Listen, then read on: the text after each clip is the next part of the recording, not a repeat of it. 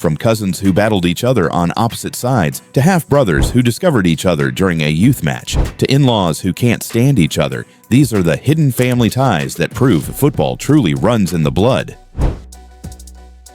Mario Balotelli, the man who asked "Why always me?" after scoring against Manchester United. Unpredictable, explosive, genius on his day. Now imagine him as your protective big brother.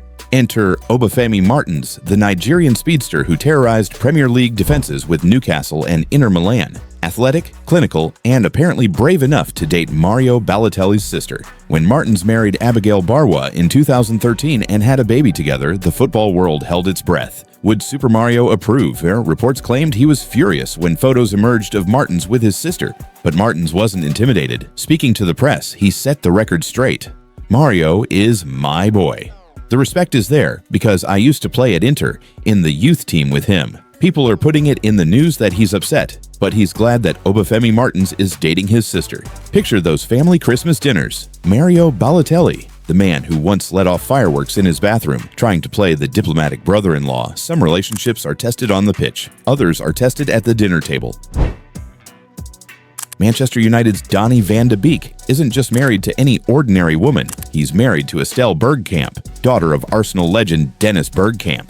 That's right, the Dutch midfielder who struggled at Old Trafford is actually family with one of the Premier League's greatest ever players. Imagine the pressure at family dinners when your father-in-law is the man who scored that goal against Newcastle and was part of Arsenal's Invincibles. Bergkamp, who famously never flew due to his fear of planes, probably gives Donny advice about staying grounded.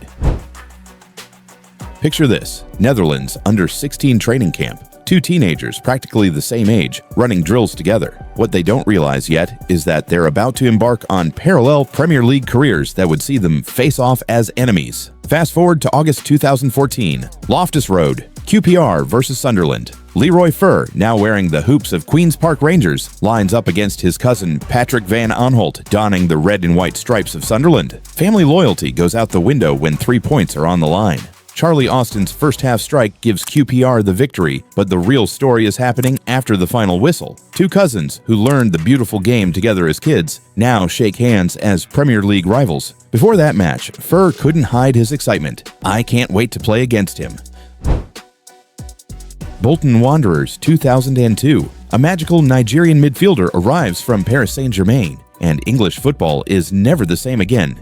JJ Okocha. So good they named him twice. The man who could nutmeg opponents while blindfolded, who turned the Reebok Stadium into his personal circus ring. In 2017, Bolton fans voted him their greatest ever player. But Okocha's magic wasn't just confined to the Reebok Stadium. Somewhere in London, a young boy was watching his uncle on television, dreaming of following in those dancing footsteps. Alex Iwobi grew up in the shadow of greatness. While other kids had posters of Thierry Henry or David Beckham, Alex had something better. He had Uncle JJ's phone number. Fast forward 2 decades. Iwobi, now transformed from Arsenal winger to dynamic Fulham midfielder, is carving out his own Premier League legacy. The nephew has become the master, following the uncle's blueprint but writing his own story. From JJ's mesmerizing skills at Bolton to Alex's tireless runs at Craven Cottage, the Okocha footballing gene continues to enchant English football. Some legacies are inherited, others are earned. The best ones are both.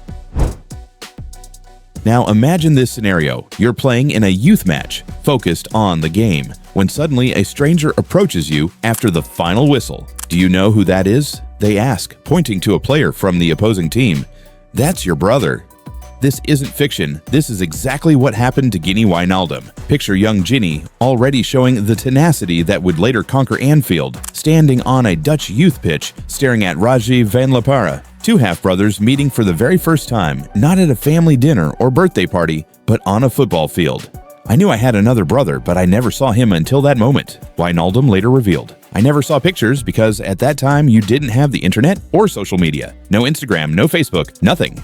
The silence was deafening. Guinea stood there, just looking at Rajiv. Two strangers bound by blood, united by football. "In the beginning, I didn't speak. I was looking at him, but I was also happy because I could finally see him. I went to play a game, but I found my brother." Both started at Feyenoord. Both made it to the Premier League. Guinea would go on to lift the Champions League with Liverpool, while Rajiv carved out his own path with Wolves and Huddersfield. Different journeys, same DNA, same beautiful game. The next time you watch a match, remember, you might be witnessing a family reunion in disguise. Leave a comment and don't forget to subscribe.